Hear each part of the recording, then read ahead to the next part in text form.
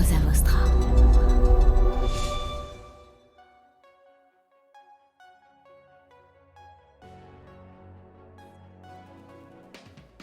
La nouvelle entreprise RTBF qui a vu le jour en 2018 a été créée pour répondre à cette transformation. Donc en fait, l'idée c'est de se dire aujourd'hui on ne va pas la radio dans son coin, le digital dans son coin, la télé linéaire dans son coin. C'est plus comme ça que ça fonctionne en fait. Les formats ont évolué d'ailleurs en fonction des usages. Et donc l'intention de la RTBF c'est de toucher 90% de la population francophone.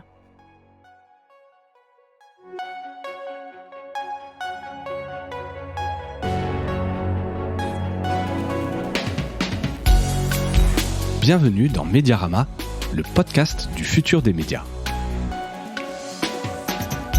Je suis François Desfossés et chaque semaine, je rencontre des entrepreneurs, des têtes penseuses et des experts de la galaxie média. Ce podcast est proposé par Cosa Vostra, agence de conseil tech et créative. Retrouvez-nous sur cosavostra.com.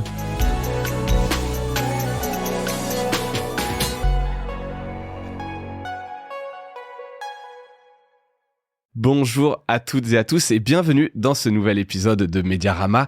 Je suis ravi d'accueillir aujourd'hui Sophie Benoît, responsable de la programmation linéaire à la RTBF. Donc pour ceux qui ne connaîtraient pas cet acronyme, il peut y en avoir. La radio-télévision belge de la communauté française. Sophie, bienvenue et merci d'avoir accepté l'invitation. Bonjour, merci de m'avoir invité. C'est un plaisir. Alors, avant de commencer, quelques questions sur ton parcours. Certes, tu travailles en Belgique, mais tu es française du Nord-Pas-de-Calais. On parlait un peu de nos origines. Absolument. À peu près communes entre le Nord et le Pas-de-Calais. Et tu es un transfuge de France Télévisions, une maison dans laquelle tu es resté près de 12 ans. D'abord à la direction des programmes, puis à la direction des études, pour terminer à la direction des programmes numériques. Alors, donc, tu as passé quelques années. C'est quoi les 2-3 leçons que tu retiens de ton expérience à France Télévisions? Alors, avant de parler des leçons, je vais juste corriger. Parce qu'en fait, j'ai passé 27 ans là-bas. Ah oui, donc En fait, j'y suis née. On m'a trouvée dans un panier. T'es un bébé France Télévisions. Voilà, on m'a trouvée dans un panier, puis on m'a gardée. Non, mais plus sérieusement, je faisais mes études pour devenir journaliste à l'époque. Et j'ai eu la chance d'avoir un petit boulot et de trier des dépêches et de distribuer les dépêches à Christine Ockrent et consorts. Ouais. Et de fil en aiguille, j'ai eu mes diplômes. J'ai allé vers une thèse d'histoire contemporaine. Et à ce moment-là, on m'a dit, tiens, il y a un poste aux études. Je ne sais pas si ça s'appelait déjà études, mais au sondage. Ouais. Voilà. Est-ce que ça t'intéresse? Je partais pour être journaliste ou dans les relations extérieures. Et j'ai dit, oui, pourquoi pas, des statistiques, de la sociologie, ça va me plaire. Et puis, j'en suis plus sortie. Voilà. T'as plongé dedans. Voilà. Et donc, en fait, de chargée d'études, je suis passée responsable d'études, puis directrice des études. Et effectivement, après cette expérience aux études qui était formidable, parce que quand on est aux études, on met son nez vraiment dans les contenus, mais dans les publics, ce qui est important. Et bien, quand après, il y a une nouvelle équipe qui arrive et qui se dit, tiens, j'irais bien prendre des gens qui savent ce que le public attend. On est venu me chercher pour aller au programme. Ça a été court, mais ça a été dense. On n'a fait que 2 ans avec Jean-Baptiste Jouy, qui était directeur des programmes, au moment de Carolis. Et puis après, je suis partie au digital. Donc, toujours directrice des programmes digitaux. C'était le début. Ouais, c'était l'époque de... On a mis des tuyaux, on ne sait pas très bien ce qu'on va mettre dedans. Et puis, pareil, on s'est dit, tiens, il y en a une qui aime beaucoup le contenu, beaucoup les publics, et puis qui a l'air de savoir un peu, qui a l'air d'être sensible. C'est un peu l'histoire de ma vie. C'est sensible, en fait, à ce qui se passe. L'air du temps? L'air du temps, les tendances, les usages, le respect des publics, tous les publics, pas un seul public. Et donc, dans le fond, il n'y avait pas de raison que le digital n'ait pas besoin de ça, parce que le digital démarrait, on voyait bien qu'il y avait des choses qui marchaient, d'autres moins, et on s'essayait à des nouvelles écritures qui n'ont pas forcément prises, mais en tout cas, il y avait une énorme attente par rapport à un groupe comme France Télé, donc ça a été une chance pour moi de travailler en tant que directrice des programmes. Alors, programme Internet, ça voulait dire que je ne m'occupais pas de l'info, mais de tout ce qui est site, émission, dialogue avec effectivement les internautes, la vidéo qui est évidemment fondamentale et qui fait qu'à la fin, il y a une plateforme aujourd'hui qui est formidable. C'est le résultat un peu de toutes ces itérations, tous ces tests. Exactement. C'est échec et réussite en l'occurrence, hein, parce que ça bouge quand même beaucoup. Absolument. Test and learn, si on veut employer des mots à la mode, mais expérience formidable à France Télé. J'y suis née, j'y ai grandi, j'ai acquis de la maturité, j'ai rencontré des gens formidables. Il y a encore là-bas des poussins. Des gens qui sont passés en stage chez moi et qui sont d'ailleurs des niveaux assez remarquables et qui le méritent parce qu'ils sont remarquables. Donc les poussins ont bien grandi quand même. Les poussins, je crois qu'il y en a un qui est même directeur adjoint des antennes, etc., etc. Bon, bref, des poussins qui sont devenus majestueux. Et voilà, donc en fait, France Télévisions, c'était long, mais comme j'ai eu la chance de bouger beaucoup, il y avait à la fois de la pérennité et à la fois, j'ai changé à chaque fois, mais toujours dans l'optique de m'intéresser au public.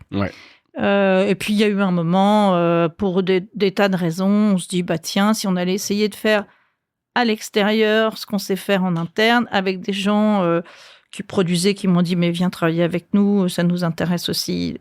Donc, côté producteur. Et donc, je me suis arrêtée 4 ans en tant que consultante. Un joli mot. Ouais, un joli mot. Valise, t'es devenue indépendante, tu pouvais travailler avec d'autres acteurs sans forcément t'engager.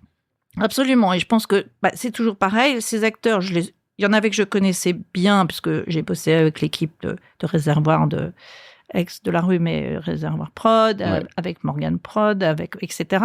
C'est des gens qui travaillent avec le service public. Donc, il y avait, comme moi, je le connais très bien en interne, et pareil, j'ai une connaissance assez aiguë. C'est pas pour me vanter, c'est surtout que j'ai ça dans mes dans mes tripes, si je peux dire.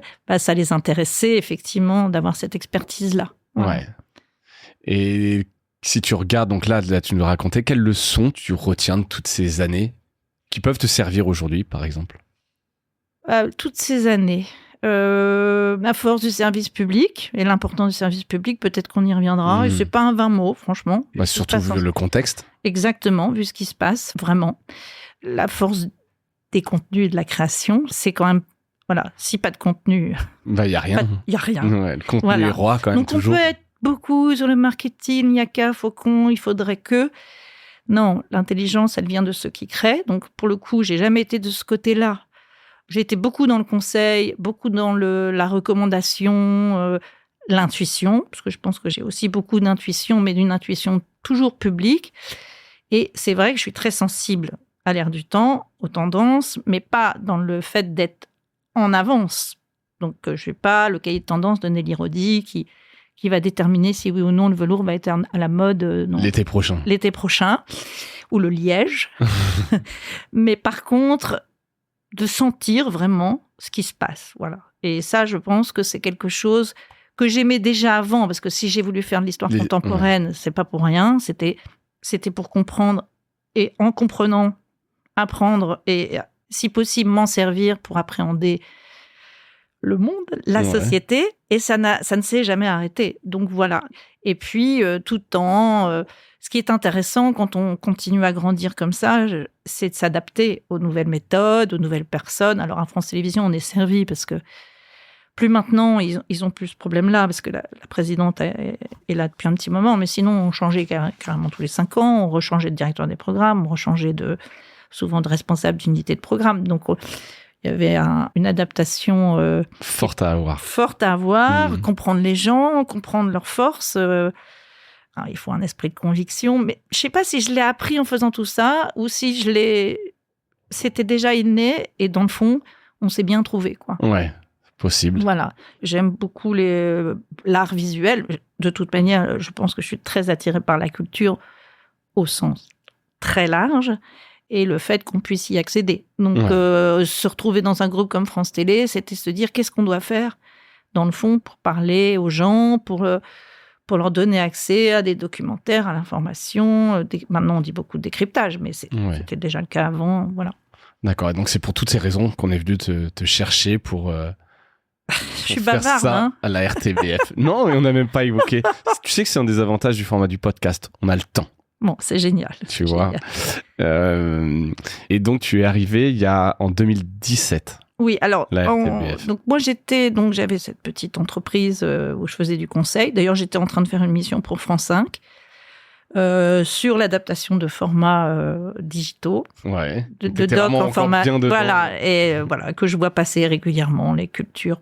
Je sais pas quoi, TV, je crois. On raconte rapidement des histoires culturelles et ça reste super. Et puis en juin 2017, effectivement, j'ai eu un petit coup de fil d'un chasseur de tête qui m'a dit on cherche quelqu'un dans un pays francophone, est-ce que ça vous intéresserait? Alors moi j'ai pensé toujours, je suis tout de suite Canada et j'ai dit Canada, c'est loin. C'est loin, j'ai Ouais. une famille. Et puis de fil en aiguille, j'ai su que c'était la RTBF. Et puis c'était un poste de programmation, ce qui m'intéressait pas forcément, parce que j'avais l'impression, comme tous les Français un peu pédants, j'avais une autre expérience, chanter du digital.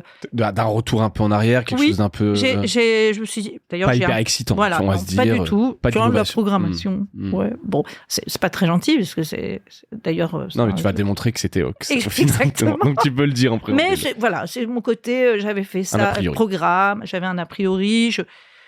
Et puis, il y a eu un mot-clé qui est arrivé tout de suite, c'est la restructuration de la RTBF, une réorganisation de l'ensemble de l'entreprise sur le modèle, on va en parler après, je crois, mais de la NRK en Norvège ou de la BBC, et avec une direction contenu média. Et si je prenais en charge d'abord ce service, c'était pas la programmation d'une chaîne, mais en fait, c'est là-bas, il n'y a pas de directeur, il y a 2 directeurs, puis après, on est responsable. Donc, ça commence comme ça. Donc, ça aussi, ça m'a, je l'avoue, au début, un peu désarmée, puisque... habituée à des organisations... Oui, j'étais directrice quand même, zut. Et puis... On y tient à ces titres, parfois. Et puis, petit à petit, j'ai compris vers où j'allais, c'est-à-dire une entreprise totalement visionnaire, qui avait compris la nécessité de se restructurer et de changer si elle voulait continuer à toucher tous les publics. Et puis, j'ai assez vite eu un entretien avec l'administrateur général de l'époque, qui est toujours le même, qui s'appelle Jean-Paul Philippot. Et ça a matché. En tout cas, de mon côté, je me suis dit, si je viens, c'est pour lui. Vous voyez bien travailler avec lui. Oui.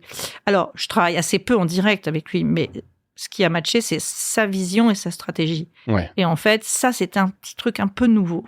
C'est de tomber sur quelqu'un qui dirigeait l'ensemble de l'entreprise, qui est un peu différente de France Télé, parce qu'elle comprend les radios. Ouais. Et de me trouver en face de quelqu'un qui avait déjà un pas d'avance, quoi. Ouais, une vision. Donc ça, une vision, un pas d'avance, une appréhension, et une appréhension à partir des publics. Donc en fait, pouf, pouf, pouf, pouf. Et qui reste en plus en place des années, puisque tu dis qu'il est toujours... Il est encore là. Il est encore là. Il a été reconduit et il est encore là pour au moins 2 ans ou 3 ans, je crois. Et donc, après, il y a eu... alors, ils sont sérieux là-bas. C'est pas, on signe pas un contrat sur un bout de bureau. Il y a eu tous les entretiens avec les chasseurs de tête. Il y a eu des jurys. Il y a eu des tests. Pour toi, pour ton recrutement. Oui, il y a eu passage devant le CA. Enfin, voilà. Donc, a priori, tout ça, t'as validé, puisque t'es... visiblement, oui. Et ça a marché. Je suis arrivée au mois de décembre dans la nuit. Et donc, toujours sur ce poste, responsable de la programmation linéaire, officiellement, c'est ton poste. En réalité, c'est responsable de la publication TV linéaire. Parce que, justement, dans cette fameuse réorganisation, il y a une direction des contenus, avec la production et les unités thématiques. Et de l'autre côté, il y a la direction des médias. Ces médias, c'est la télé linéaire, la publication télé linéaire, la publication digitale, avec la plateforme, les réseaux sociaux et le site Actu, et les radios. Donc en fait, on est des publications, on s'adresse à un public, on travaille avec des éditions d'offres qui font la stratégie. J'avance un peu dans les questions. Et j'allais bientôt te dire, on va en parler de tout ça. Je voulais juste... je m'arrête. Un instant avant de tout divulguer. Faire une petite pause pour expliquer un peu la carte d'identité un peu de la RTBF, parce qu'on ne connaît pas forcément bien en France la RTBF. Est-ce que tu peux nous en dire un petit peu plus sur les audiences, les chiffres, ce qu'il y a dans la RTBF? Tu l'as dit, un peu, il y a de la radio, c'est un peu une des spécificités. Forcément, on compare avec France Télévisions. C'est comme s'il y avait France Télévisions et Radio France réunies. pour la partie francophone, sachant que voilà, il y a aussi le flamand et l'allemand. Il y a un peu de 3 RTBF-like, on va dire, en Belgique. Non, il y a une RTBF qui s'adresse donc au public francophone. Et il y a une VRT flamande, c'est-à-dire son homologue pour la Flandre. Ouais. Et on est effectivement dans le même immeuble, séparé par un couloir. On ne parle pas la même langue, on n'a pas la même dotation, c'est-à-dire les mêmes moyens financiers. Oui, exactement. Parce qu'effectivement, on n'a pas le même nombre d'habitants. Donc, en ce qui concerne la Wallonie et Bruxelles, on est sur 4,5 millions ou près de 5 millions de personnes. Et il y a 7 millions, je pense, ou 6 millions en Flandre. Donc, voilà, on n'a pas la même culture. C'est quand même ça incroyable aussi. Ça fait partie de mes découvertes en arrivant là-bas. Enfin, on le sait, mais en fait, on ne sait pas. Une fois qu'on arrive là-bas, on comprend effectivement toutes les différences. Donc, moi, je suis vraiment sur la partie francophone. Chaîne de service public. Oui, on est proche de France Télé, on pourrait en reparler. On est plus proche de nos amis suisses qui ont aussi la radio, par exemple, la NRK, la BBC. Alors, la BBC, en termes de nombre d'habitants, est plus proche de la France, et nous, en termes de nombre d'habitants, on est plus proche de la Suisse francophone. Voilà. Ouais. Donc, on a un peu les mêmes soucis aussi. Alors, c'est 6 radios, c'est 3 chaînes de télé. En ce qui me concerne, donc, je m'occupe des antennes télé linéaire, la Une, qui est la grosse chaîne mainstream qui s'adresse au public, nous. Je ne vais pas rentrer trop dans le détail, sauf si tu as envie, mais, non, mais le public, voilà, qui est fédérateur. Il y a une chaîne pour les jeunes adultes de 25 à 44 ans qui s'appelle Typique, qui a aussi sa radio, qui s'appelle Typique aussi. Ouais. Et il y a une chaîne une antenne qui se partage avec 2 chaînes, la chaîne pour les enfants, Vieux Kids TV, de 7h à 19h30 et dès 19h30 jusqu'à minuit. Il y a une chaîne culturelle, alors on appelle la chaîne qui à la destination des publics affinitaires, qui sont en affinité avec la découverte. Donc on n'est pas loin d'Arte. Le modèle, c'est un peu Culture Box. Bon, je crois savoir qu'ils ont un petit peu pris le modèle chez nous. Je ne leur en veux pas.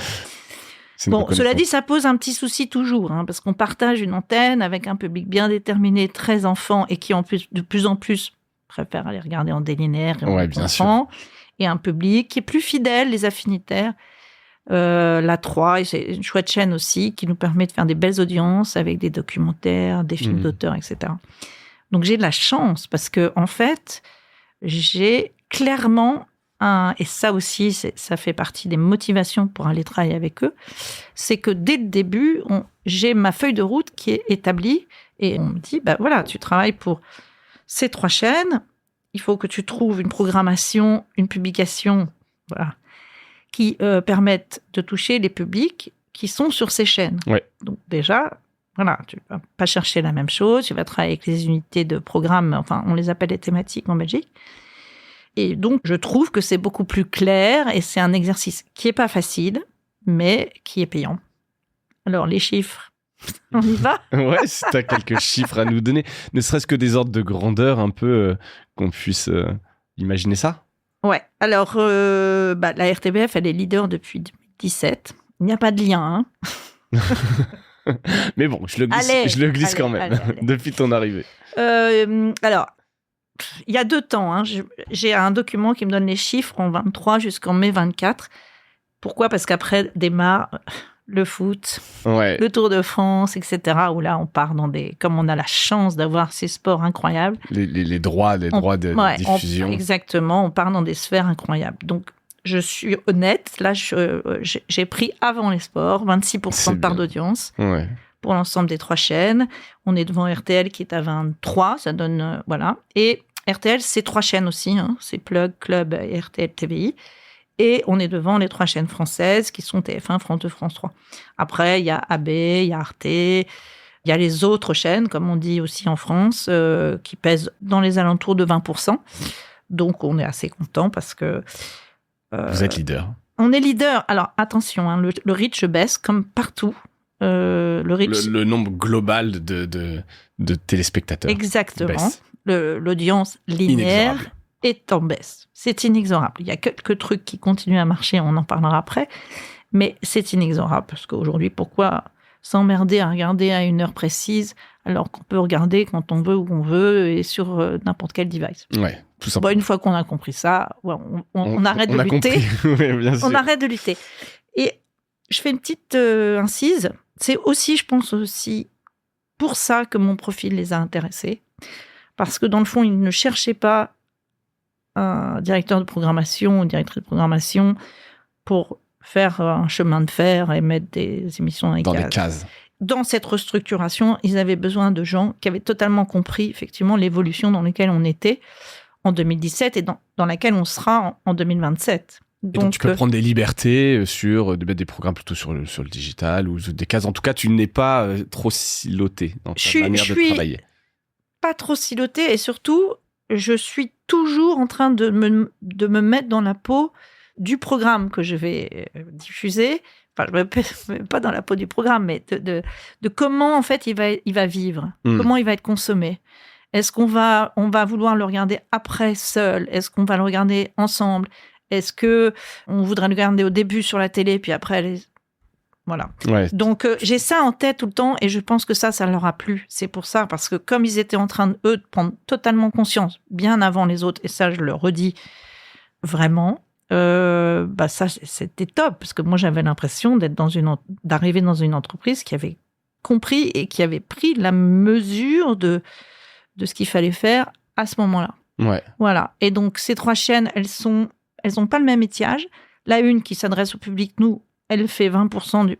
Voilà, parce qu'elle a l'info, elle a la fiction, on en reparlera après, mais elle a les gros poids lourds qui s'adressent vraiment au public, nous.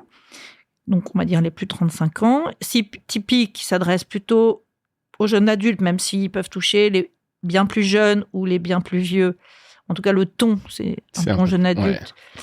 C'est 4% sans le sport. Bon, là, on est à 8 parce que Tipeee, c'est la chaîne du sport.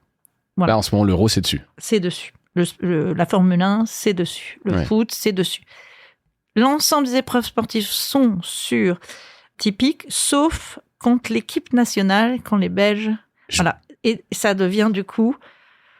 C'est-à-dire tout ce qui concerne le national part sur la chaîne nous. La première. Voilà, c'est une manière de rendre hommage à l'événement, etc. Et la 3 est à 2,5, ce qui est pas mal, parce qu'on est loin, loin devant Arte. Et on est très, très fiers. Et Ovio Kids, j'ai un score sur les 4,14. C'est pas terrible, 4%. On a un travail à faire sur les enfants. En même temps, on est conscient aussi, puisqu'on a donné le nom d'Ovio Kids, c'est le nom, dans le fond, de la plateforme. Ouais. Et on est en train de transférer petit à petit vers la plateforme, en fait. Exactement. Où il y a beaucoup plus une expérience plus riche, exactement, etc. Ouais. Mini aparté sur le sport, tu disais, donc là il y a eu l'équipe, donc le match France-Belgique, c'est donc 77% de part de marché. 77% de part de marché. Quand je suis arrivée la 2e année, on a eu le mondial, où en plus les Diables étaient dingues. Bon, ils se sont fait voler le match par la France et donc j'ai eu beaucoup d'ennuis après. Comme d'habitude. Dans les couloirs. Oui, ça doit pas être simple pour toi. Non, c'est pas simple, mais bon. Parce qu'il y a la passion, quand même. Mais j'avais quand même mon écharpe rouge, jaune, noir, évidemment, sans problème. Et je pense que j'avais affiché dans mon bureau, parce que là, ça faisait qu'un an. Je crois qu'un jour, on avait fait 92% de part d'audience. C'était, je pense, le match France-Belgique. Ce fameux match. Épouvantable. Voilà, donc on a renouvelé l'expérience. On a eu très très bons scores grâce au sport, parce que tout simplement l'événement en linéaire, c'est ce qui marche. Oui, de toute façon en France aussi. Alors c'est pas la même part d'audience, mais c'est les plus grosses audiences de l'année pour chacune des chaînes qui a ces c'est vrai dans tous les pays, oui. Parce que quand on se rencontre, si j'ai l'occasion d'en parler, parce qu'on se voit avec les pays. Notamment les chaînes publiques, oui. Ouais, exactement. Et on a à peu près tous les mêmes constats. Ouais. Donc, bon, c'est pas étonnant non plus, mais c'était le 77 que je trouvais assez intéressant. C'est dingue. Si je reviens, donc RTBF organise audiovisuel public. Est-ce qu'il y a des obligations comme un France Télévisions sur le type de programme que vous devez... Est-ce qu'il y a des critères que tu dois respecter en termes de mission envers tes publics? Énormément. Et en fait... C'est ça qui fait la force de ces métiers. Et c'est pour ça qu'on est tous un peu différents, qu'on se retrouve Là, on était à Montréal il y a 2 semaines avec nos amis canadiens, suisses, français. C'est que en fait, on a des bâtons dans les roues. Alors après, c'est pas des bâtons dans les roues, c'est de se dire oui, l'État nous finance. En échange, on a des heures d'information à faire. On a une offre qui doit être axée sur la culture, le documentaire. Alors après, on peut discuter des heures sur ce qui est culturel ou pas, mais en tout cas, on a des quotas et on les respecte, parce que si on ne les respecte pas... tu te fais taper sur les doigts. Mais évidemment. On doit diffuser tant d'heures d'œuvres européennes. On doit diffuser tant d'offres belges, donc créées par des petits producteurs indépendants belges, parce qu'on fait aussi vivre le tissu social. Même chose pour la fiction belge, qui est apparue il y a 10 ans, c'est-à-dire la fiction nationale, qui coûte énormément d'argent. Et nous, on a évidemment beaucoup, beaucoup moins d'argent que France Télévisions ou TF1. Et pourtant, il faut le faire. Il faut le faire et il faut soutenir les auteurs, il faut soutenir les réalisateurs, il faut soutenir l'ensemble du tissu social. Pourri parce que tu as moins de moyens, donc il faut... non, mais, tu vois, on pourrait se dire, bon, il y a moins de moyens, on est obligé de le faire, mais bon, tu vois, il faut... Eh bien non, parce que c'est souvent les pépites. Ben voilà. Voilà, parce qu'en plus, quand c'est belge, ça marche mieux. Ouais, voilà. Ça, on va revenir peut-être sur les programmes, ça peut être intéressant, effectivement. Mais donc, par rapport à cette mission de service public, quand même des vraies similarités avec ce que tu as vécu chez France Télévisions, ces guidelines, un peu de mission, il n'y a pas de choses particulières. Non, il y a la Belgitude, je ne sais pas si... Si, eux, par exemple, je pense qu'à France Télé, par exemple, ils diffusent... Mais ça, c'est plus un choix de Delphine Ernotte. Ils diffusent plus de séries étrangères, alors que nous, on en diffuse toujours. Ouais. Mais bon, on a des quotas extrêmement précis. Alors, moi, je connais mes quotas en matière de programmation, mais chacun les a. C'est-à-dire que le directeur de l'info a son lot de quotas, la directrice de production a son lot de quotas. Enfin, quotas, c'est-à-dire les obligations qu'on doit, puisqu'on touche une dotation, et ça me paraît assez logique. Mais par contre, j'ai eu cette discussion avec mon boss il n'y a pas longtemps. Faut reconnaître qu'on a un métier plus compliqué que les autres. Ouais, probablement, parce que plus de contraintes quelque part. Absolument. Et justement, à la lumière un peu de l'émergence des nouvelles plateformes, TikTok, consorts, etc., les chaînes aussi en continu, comment est-ce que cette mission de service public se renouvelle ? Tu vois quoi ? Est-ce que tu parles justement avec tous ces acteurs publics, est-ce que tu sens une adaptation, plus d'investissement, plus de diversification éditoriale ? Le nouveau modèle, la nouvelle entreprise RTBF qui a vu le jour en 2018, a été créée pour répondre à cette transformation. Donc en fait, l'idée c'est de se dire, aujourd'hui on ne va pas la radio dans son coin, le digital dans son coin, la télé linéaire dans son coin, c'est plus comme ça que ça fonctionne en fait. Les formats ont évolué, d'ailleurs, en fonction des usages. Tu es bien placé pour le savoir, parce que tu fais des podcasts. Donc, voilà. Et donc, l'intention de la RTBF, c'est dans notre cahier des charges. Je peux même le montrer à la caméra.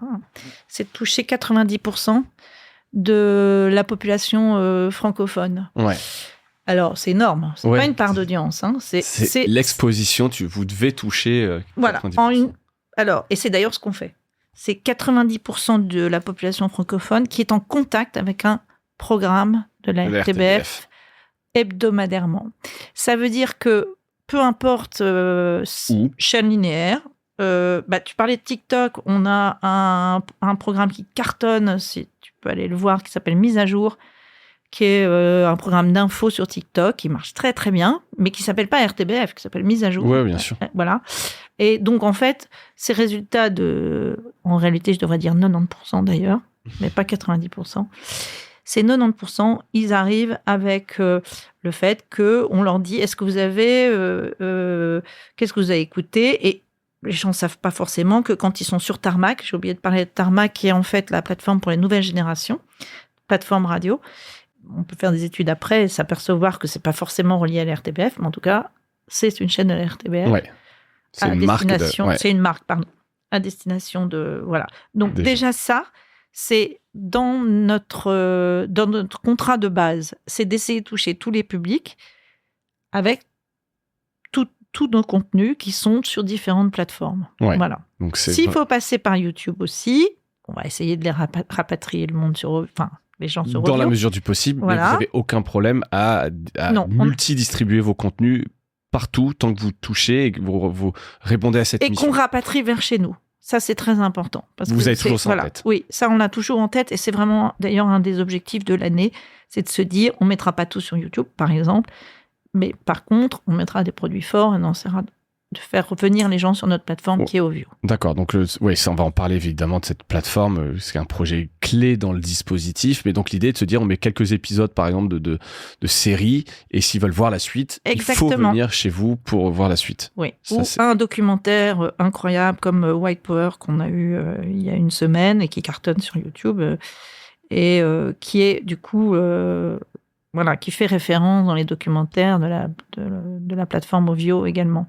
Ok, bon, on va parler d'Ovio dans 2 minutes, juste un peu des éléments de différenciation sur la partie éditoriale, tu as commencé un peu à l'évoquer. Comment se distinguent les programmes de la RTBF d'autres chaînes en Belgique ? Justement parce que l'intérêt c'est de toucher tout le monde, et le fait d'avoir ces 4 chaînes, c'est de se dire c'est plus simple dans un certain sens, puisqu'on va se dire on va aller toucher pas tous les publics, mais les publics en fonction de leur attente. Donc, effectivement, je vais prendre un exemple très précis. C'est quand même assez gai parce que on fête le débarquement, le 6 juin. On n'aurait qu'une chaîne, on aurait fait un documentaire qu'on aurait voulu le plus fédérateur possible, et puis il n'aurait pas forcément touché tout le monde. Avec les 3 chaînes, on voulait, parce que la temporalité est super importante, les anniversaires restent importants, et ça sur tous les publics. Eh bien, on a eu la chance de travailler avec les thématiques, qui nous ont offert 3 documentaires, acheté 3 documentaires différents. Un apocalypse pour la une, un autre pour typique, très jeune adulte, avec un récit, une narration très jeune adulte, et un autre pour la 3, qui est... plus éducatif, plus accessible. Qui va plus dans le fond. D'accord. Voilà, qui va plus dans le fond et dans le décryptage de ce débarquement, et on a cartonné sur les 3 chaînes. Donc ça, c'est vraiment... Là, j'ai le sentiment d'avoir réussi mon coup, mais pas toute seule, évidemment. Ouais, non, mais bien sûr. Et c'est grâce au fait qu'on ait compris qu'il fallait toujours passer par le public, j'insiste. Ouais. Voilà, et encore, je ne te parle pas de tout ce qui a été fait à côté, que ce soit en info, dans mise à jour, sur les réseaux sociaux, etc., qui fait que finalement, RTBF, débarquement, et là, on est totalement dans notre rôle. Je parle de documentaire, que j'ai mis en prime time. Ah oui, parce qu'en plus, franchement, dans ces cas-là, et quand on trouve ces pépites-là, ils ne sont pas en seconde partie de soirée ou cachés quelque part. C'est l'événement. Voilà. Et c'est aussi pour ça que ça marche. Et ça cartonne. Et ça cartonne. Ok, donc c'est un beau succès, et évidemment. Je peux le non, mais on te croit. Et évidemment, avoir ces 3 canaux un peu thématiques, ça te permet d'avoir des choses beaucoup plus pointues que quelque chose de générique qui déçoit forcément tout le monde un peu à un moment donné, quoi. Absolument. Très clair. Et si on parle de fiction, quelle part ça prend, la fiction, l'information, la jeunesse ? Est-ce qu'il y a des objectifs de production maison ? Tu l'as dit, peut-être oui, parce que ça, ce que j'ai vu, notamment, il y avait eu de très beaux succès. Alors pour des programmes qu'on connaît en France comme HPI en coproduction avec France Télévisions. Donc c'est quoi vos objectifs de production maison ? Alors, il y a 2 choses. Alors, la fiction est très importante sur les 3 chaînes d'ailleurs. Ouais. Et elles sont très... Là aussi, joie de pouvoir offrir des choses très différentes selon les chaînes. Donc, sur la une, c'est surtout la fiction coproduite avec la France. Donc, tu as vu HPI, mais Brocéliande... C'est un exemple parce que ça avait vraiment cartonné, mais tu en as plein d'autres probablement. Ça a cartonné. Et d'ailleurs, on est toujours en prédiffusion. Et pour HPI, la petite histoire, c'est que c'était super parce que quand on l'a lancé, c'est nous qui sommes passés en premier. Et TF1 joue le jeu à fond à chaque fois. Ils veulent savoir si ça a marché parce que souvent, on est un indicateur de succès.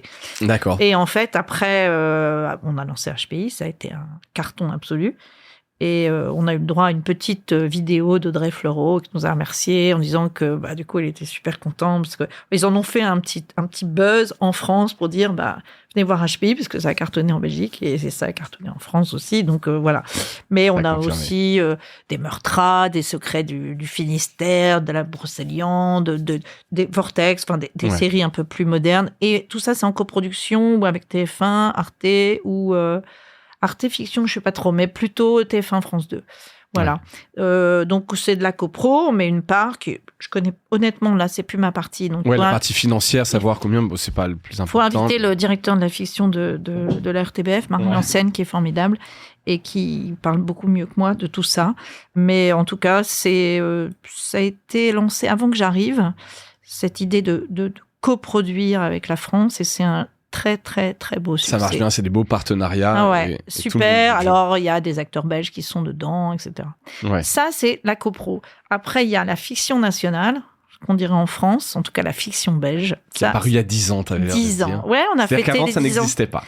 Absolument. Ça n'existait pas. Et ça coûte des sous. Il a fallu trouver des accords, CNC, etc. Là aussi, j'ai pas tous les tenants et les aboutissants. Je sais qu'on a fêté les 10 ans cette année parce qu'il y a une grande soirée où effectivement il y avait le ministre de la Culture, etc. Parce que justement, grâce à il y a même une fondation, une association d'auteurs. Enfin bref, on soutient les auteurs belges. On accompagne auteurs, réalisateurs, producteurs. Et donc, ça a donné... là, c'est génial parce que ça a donné des vrais succès. C'est-à-dire, on a eu... La Trêve, saison 1, saison 2, saison 3, Ennemi public. Plus récemment, on a eu Baraki pour Typique, qui raconte l'histoire des Baraki, c'est les gens de Charleroi. Un peu sympathique, un peu les ch'tis de Charleroi. Pandore, où on a eu une saison 1 qui raconte la politique belge, enfin comme si c'était la politique française d'ailleurs. Bon, petite particularité, mais quand même. 85, qui parle des tueurs du Brabant. Et là, petite incise aussi, 85, on le diffuse. En même temps, on décide de faire un podcast sur les tueurs du Brabant, qui est une histoire vraie, un fait divers vrai, qui s'est passé en 1985 et qui a cartonné, puisqu'on l'a diffusé, on l'a mis sur Ovio en même temps. D'accord. Voilà. Attraction, qui est une autre série française qu'on a coproduite, on n'a pas coproduite, c'est fiction belge avec TF1, et qui est passée sur TF1. Voilà, donc vraiment... Moi, je les conseille à tout le monde. Allez les voir. Il y en a certaines qui sont... C'est pas réservé aux Belges. C'est de très bonne qualité. Non, super qualité. Vous connaissez les séries flamandes qui sont aussi de très bonne qualité. Non, mais c'est vrai. En plus, le réalisateur d'Attraction, c'est un des réalisateurs flamands des grandes séries flamandes. Non, c'est... Et il y a ce petit côté, en plus, magnifique qu'ont les Belges, que ce soit un peu surréaliste, d'humour, Voilà, ils vont assez loin. Non, mais c'est vrai, il y a une vraie touche, touche belge dans la fiction. Ouais, vraiment, des personnages incroyables. Franchement... Et tout ça, si on veut le voir, on va sur Ovio. On va sur Ovio. Alors, en France, on ne va pas sur Ovio, sauf si on triche. C'est-à-dire que c'est réservé aux IP belges ? Oui. Alors, il faut un VPN. Il faudrait que leur VPN sponsorise Mediarama. Tu sais, sur les youtubeurs.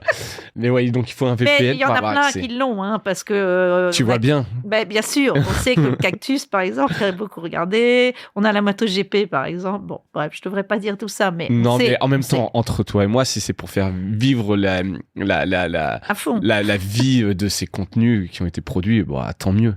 Non, il faut, voilà. Mais c'est normalement réservé Ovio, donc Ovio, c'est votre plateforme. C'est la plateforme pour le... Global ? Oui. Je ne sais pas si le terme est bon. Si, c'est exactement ça, c'est une plateforme globale parce qu'elle englobe tous les contenus. Toute la production. La production, qu'elle soit produite pour la télé, produite pour le digital, produite pour la radio, il y a les podcasts, il y a toute la partie directe aussi qui est super importante parce que effectivement, si on pense aujourd'hui au nomadisme, le fait de regarder où on veut, quand on veut.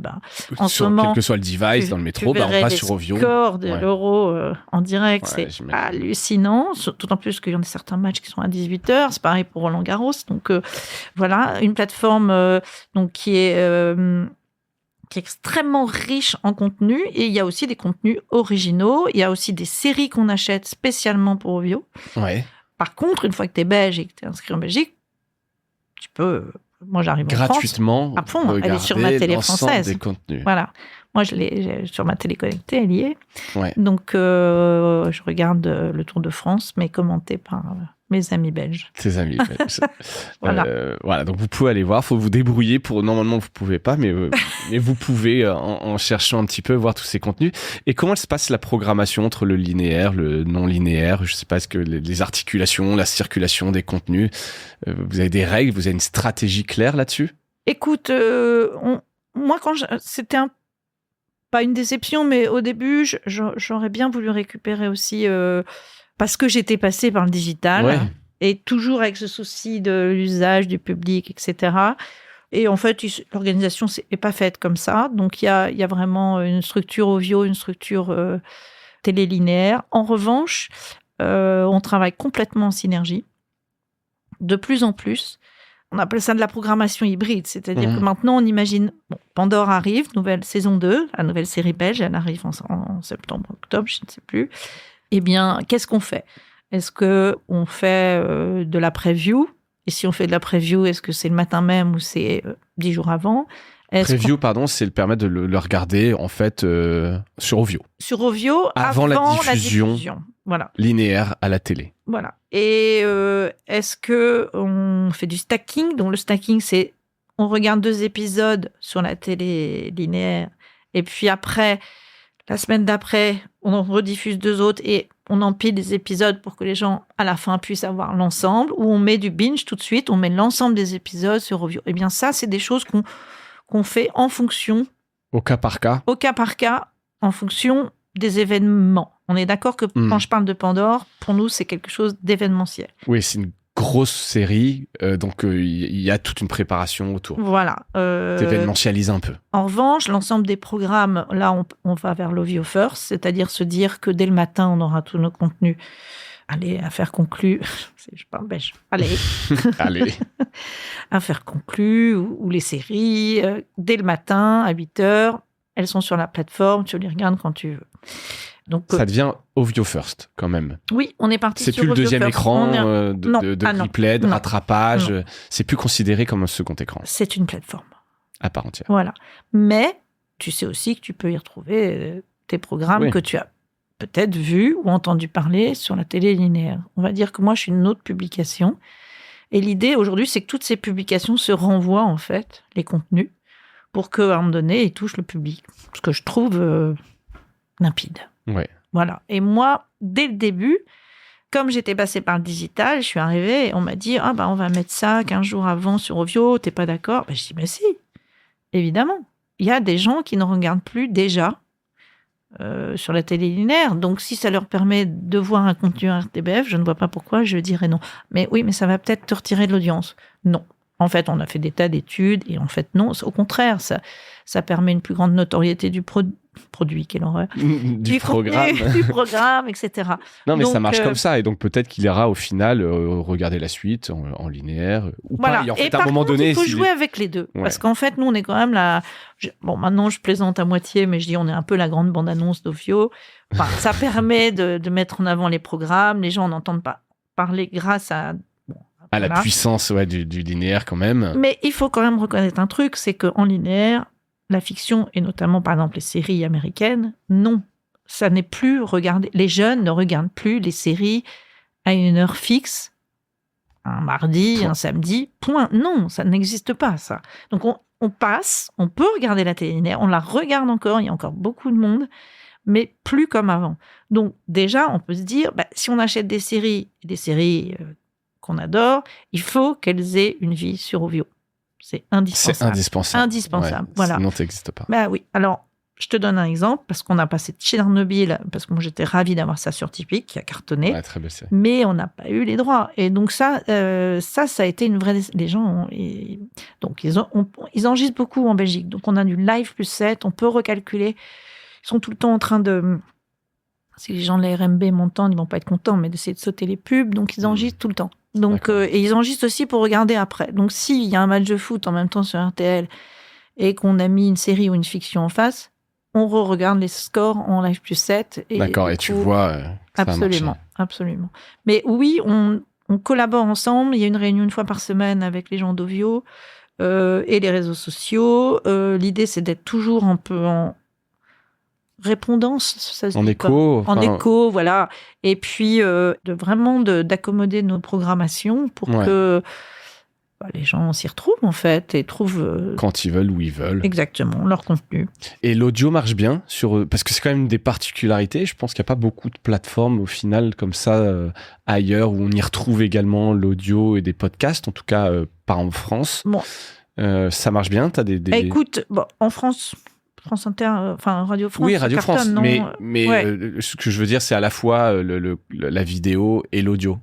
Écoute, c'est là aussi, hein, c'est pas ma spécialité, non, mais oui, vraiment, on a très très bons résultats. 10 millions de contenus écoutés en streaming sur l'année 23, c'est beaucoup, c'est 24% d'augmentation par rapport à l'année d'avant. Donc ça, c'est super. Donc sur ces 10 millions, il y a la moitié qui sont sur des contenus natifs. Ouais. Mais il faut quand même reconnaître que dans la majorité des cas, c'est quand même des podcasts. Enfin, voilà, on vient réécouter les émissions. Mais tu vois, je te parlais des Tueurs du Brabant, 185 000 les écoutes. Femmes coupables, c'est un autre podcast. Donc, on a comme ça quelques... Et puis, dans les top 10, on a La Semaine des 5 heures, qui existe sur la première, la radio, tous les jours, mais qui est extrêmement... écouter en podcast, leur H, enfin, on a des vraiment très grosses marques qui fonctionnent très bien. Tout ça se retrouve sur Ovio. Alors après, pour avoir un peu travaillé là-bas aussi, sur le digital, il faut de plus en plus aussi être sensible à l'aménagement de la plateforme pour qu'on retrouve vite ces contenus. Exactement. Je pense qu'il y a des progrès à faire sur retrouver ces contenus. En termes là, tu veux dire vraiment d'expérience utilisateur, exactement. Pour être à l'état de l'art par rapport à ces plateformes comme Netflix, Amazon, ou qui ont vraiment travaillé les expériences. Et même en France, il y a eu des gros travail ces dernières années sur les plateformes TF1+, M6+. On sent quand même qu'il y a de la concurrence. Alors TF1, ils n'ont pas les radios. Parce non, que, ils n'ont pas les radios. Là, j'insiste beaucoup sur le fait que c'est pas évident, et c'est pour ça que le modèle BBC est pas mal. Parce que là, on a quand même de nombreuses publications. Donc, on a, je ne vais pas dire un puissant fond, mais un contenu incroyable.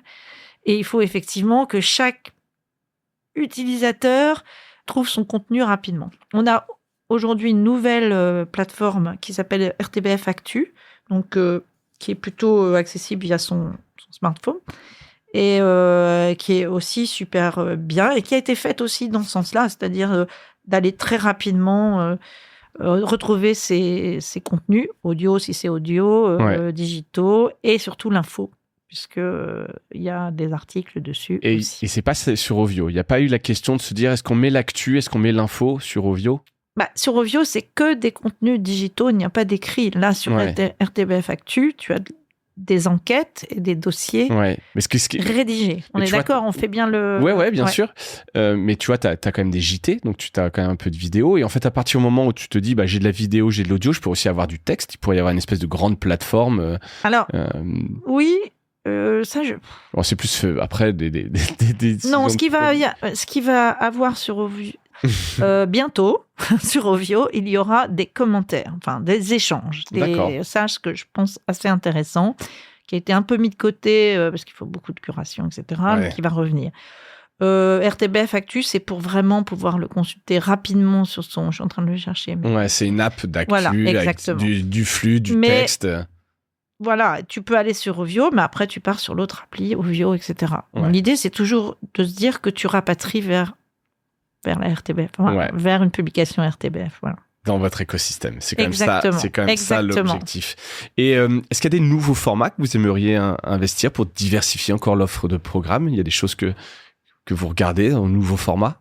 Alors, en tout cas, mon équipe, nous, on s'est dit qu'est-ce qu'on fait par rapport à effectivement ces nouveaux usages. On continue de réfléchir, même si on laisse pas tomber les gens qui sont devant la télé et notamment devant tous les directs. Oui, bien sûr. On peut parler, il faudra peut-être qu'on parle un tout petit peu de l'info aussi, parce que c'est super important. Mais, et on s'est dit, mais on a une expérience linéaire, et aujourd'hui, on le voit bien, les gens qui vont sur les plateformes, ils passent un temps fou à chercher, ils trouvent, il faut se mettre d'accord, etc. Et si on revenait, alors, c'est pas une idée de nous, on est arrivé, mais c'est marrant, mais on a commencé à réfléchir à ces Fast TV, enfin, ces chaînes Fast, il y a 3 ans, puisqu'on a fait notre première, il y a 2 ans, notre chaîne Fast de Noël. Donc, on était quand même en amont. On a commencé à regarder un peu ce qui se faisait. Pas grand-chose. Les constructeurs, télé, Rakuten, etc. Bon. Et puis, on s'est dit, mais tiens, c'est intéressant parce qu'on a une expérience de télé linéaire. Et on s'est mis à travailler avec la plateforme Ovio. Et puis, maintenant, on a en permanence 3 chaînes. Aujourd'hui, par exemple, il y a une chaîne Faits divers. Sur Ovio, dont tu as la charge. Exactement. C'est nous qui avons construit la grille avec des fictions et des documentaires. Il y a une chaîne Ma télé bien aimée, qui est une chaîne d'archives de la RTBF. Et il y a une chaîne toujours en permanence, Ovio Kids TV. C'est-à-dire que dans l'espace enfant, kids, tu peux, si tu n'as pas envie d'aller choisir ta série... lancer une chaîne. Exactement. Donc ça, c'est assez sympa. Et ça commence à donner des beaux petits résultats. La Faits divers, là, elle fait 1000 par jour. Alors évidemment, en France, 1000 par jour, on se dit, mais elle est folle. Mais c'est pas mal. C'est pas mal. Et... surtout, l'ergonomie n'est pas encore complètement... Enfin, l'ergonomie, en tout cas, l'espace d'Ovio n'est pas encore complètement adapté à ces nouvelles chaînes. Donc, il faut les trouver. Bon, c'est dans la télé du direct. Et voilà. Et tout ça, c'est en voie d'amélioration. Oui, c'est ça. Ça, c'est une réflexion qu'on mène de mon côté. Sur les formats en eux-mêmes, parce que je ne suis pas côté contenu, que te dire, je pense que tout le temps, les thématiques essayent de réfléchir à quel format, pour quel public. Mais je n'ai pas en tête. Déjà, les fasts, c'est un bon truc. Ouais, on est assez content de ça. Et on est en train de réfléchir aux prochaines. On s'est monté un petit comité de programmation. On va choisir. L'idée, c'est aussi de mettre la découvrabilité des contenus Ovio. Donc, voilà. Donc, c'est aussi de se dire, on a des contenus, on va les mettre en avant. Tu tombes dessus, tu vas regarder après la VOD. Enfin, voilà. Ça paraît tout con, mais c'est du travail. Ah ouais, c'est du travail. Et d'ailleurs, on est payé pareil. Je fais passer un petit message. Si on prend un petit peu de hauteur et qu'on regarde un peu vers le futur, c'est quoi les axes prioritaires de la RTBF pour la rentrée 2024 ? Alors, en termes de contenu ou en termes de stratégie globale ? Les deux m'intéressent. Pour toi, c'est quoi tes axes prioritaires ? Moi, mes axes prioritaires, ils restent les mêmes. C'est-à-dire se dire que tout ce qui est produit, créé par... nos experts en contenu de la RTBF rencontrent leur public. Donc, en télé linéaire, ça reste la fiction, qui est le genre divertissant, intelligent, en tout cas qui répond complètement aux attentes de la télé linéaire. Pas n'importe quelle fiction, pas forcément des séries de 24 épisodes. Maintenant, c'est plus 6, etc., etc. Mettre en avant l'info qui est... Parce que qu'est-ce qui marche aujourd'hui en linéaire ? Enfin, je ne vais pas donner des recettes, mais c'est effectivement tout ce qui a un lien avec la temporalité du public. Donc, c'est l'info. C'est le direct du midi, c'est le direct du soir, c'est le direct si jamais il y a quelque chose. Je pense que les équipes d'info de la RTBF savent très bien que dès qu'il y a un moment fort, déjà ce matin, on était prévenu qu'il allait y avoir la nomination du Premier ministre en Belgique. On va prendre l'antenne à 18h30, on va bouger ici, tout commence, on va le mettre sur Tipeee. C'est la réactivité. On a une formidable équipe d'infos, de sport aussi. Et effectivement, aujourd'hui, le linéaire, c'est ça. C'est l'événement et c'est ce qui se passe aujourd'hui. Ça ne veut pas dire qu'on ne prend pas de recul. On n'est pas non plus des chaînes d'infos, loin de là. Et il y a des magazines d'infos aussi pour réfléchir, pour prendre du recul. Et ça, pour moi, c'est dans mes objectifs. Après, il y a effectivement, c'est vrai en fait pour tous les genres, c'est-à-dire c'est vrai pour le genre documentaire, c'est vrai pour le genre divertissement. Et donc, moi, ma rentrée, elle sera sur la nouvelle série belge, elle sera sur le nouveau format de divertissement qui s'appelle The Dancer, qui est un talent show sur la danse. Voilà, et c'est à chaque fois de faire que les chaînes qui s'adressent à leur public existent. Voilà, on sache qu'elles existent. Voilà. On dirait France Gall. Résiste. Non, mais voilà. Non, mais il y a un peu de ça, en tout cas, faire résister et faire connaître ces programmes et qu'ils vivent leur meilleure vie quelque part après sur les autres réseaux. C'est ça. En stratégie, quand je fais on a fait notre stratégie 2027 pour le linéaire, c'est vraiment ça. C'est vraiment tout ce qui sera direct, tout ce qui sera... Et puis la belgitude, évidemment, la mise en avant de la Belgique, et puis nos obligations, mais qui sont des obligations légitimes, c'est-à-dire fournir un contenu intelligent, intelligible et qui est fait... Et qui répond à votre mission Exactement. De service public. Exactement. Et d'ailleurs, il y a d'autres services publics européens ou des diffuseurs que tu regardes particulièrement, qui t'inspirent? Alors justement, j'ai parlé déjà plusieurs fois de la NRK, mais alors moi, j'étais pas là, mais quand ils ont fait la restructuration de la RTBF, ils ont été plusieurs fois là-bas, c'est Norvège, hein. Parce que c'est le modèle, hein, contenu média, commissioning au milieu, etc. Plus de direction en silo, plus de... Voilà. Même dans l'organisation, ouais. Voilà, c'est cette organisation qui fait que chacun est à la bonne place et est responsable de son secteur, qui fait que c'est pour ça que ça va marcher. C'est quand même dingue. Ouais. Franchement, c'est dingue. Et la BBC, oui, évidemment, tous les pays européens. Mais franchement, l'expérience qu'on a eue là, il y a encore 3 semaines, parce qu'on a la chance tous les ans de se rencontrer avec les autres pays. Le service public francophone, non? MFP, voilà. Ouais. Médias francophones publics. Voilà, ça nous permet de nous inspirer, d'écouter, de voir aussi qu'on n'est pas les seuls à avoir des problèmes, parce que nos amis suisses, régulièrement, ils doivent reprouver qu'ils sont importants, sinon on leur retire leur dotation. Les Canadiens, c'est pareil. C'est la même chose. Nous, voilà. C'est pareil. C'est pareil. Et France Télé, pas passé loin, mais voilà, c'est pareil. Faut se battre. Exactement. Donc oui, c'est inspirant parce qu'on va un peu tous dans la même direction. Moi, j'ai l'impression qu'aujourd'hui, les services publics sont plutôt dans la bonne stratégie, franchement.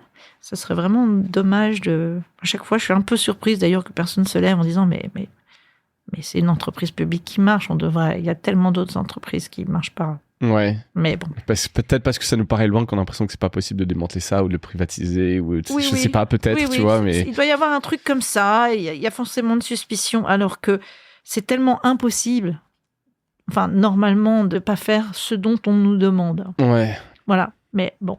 Écoute, on verra. En tout cas, tu as de l'amour pour le service public et en tout cas la télévision publique, que ce soit en Belgique ou en France. Mais en fait, j'aime les publics, quels qu'ils soient. Ouais. C'est ça qui est intéressant. Et en fait, ce que j'aime aussi dans cette organisation, c'est de se dire, je peux aussi m'intéresser à un public de niche. Voilà, parce que c'est un public qui a besoin d'avoir telle série sur Ovio, qui a une attente par rapport...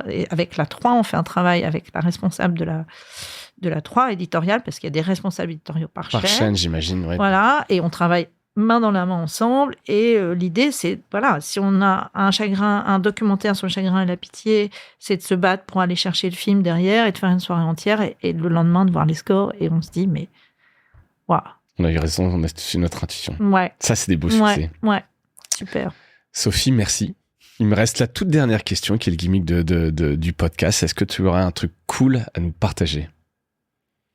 Qui ne soit pas un programme de la RTBF, puisque j'imagine qu'ils sont tous cool, t'en as bien parlé, ça a donné envie. C'est emmerdant parce que, en fait, je voulais parler de ça. Tu peux, alors après, c'est vraiment, il y en a un exceptionnel. Non, ce qui est cool, c'est que, on va pas se mentir, ça va pas être la dernière expérience, mais je suis un peu dans la dernière partie de ma carrière. Et normalement, à ce moment-là, on est désespéré, on a envie d'arrêter, d'aller faire du jardinage. Et moi, je suis quand même super heureuse d'être là-bas. Je me balade avec ma valise toutes les semaines. J'ai parfois mal au dos. J'adore les gens avec qui je travaille, qui sont absolument charmants. Et quand je le raconte, j'ai presque l'impression que ça agace. Mais c'est vrai, en fait. Donc, voilà, j'avais envie de raconter ça. Sinon, j'ai un petit... je peux te montrer mon éventail. Un bel éventail. C'est typique, I am hot. Et c'est pratique en ce moment, parce qu'il est un peu chaud. L'été s'installe enfin en France, y compris en Belgique. Sophie, merci pour ton temps et merci pour cette petite incartade dans l'audiovisuel public belge et en Belgique tout court. Donc, je salue les auditeurs belges. N'hésitez pas à vous manifester, envoyer des messages, je serais ravi. Et voilà, puis donc, merci pour un peu cette plongée dans la RTBF. Je pense que ce serait intéressant de voir d'autres points de vue dans la RTBF. Oui. Donc, j'essaierai de creuser le sujet. Probablement, tu pourras m'ouvrir quelques portes. Creuse. Il y a plein de gens formidables. J'en doute pas une seconde, mais voilà, c'était cette première incartade du côté des programmes. En tout cas, ça nous permet d'en savoir un petit peu plus. Merci pour ton temps. Merci, François. Merci à toutes et à tous d'avoir écouté cet épisode et je vous dis à bientôt. Salut!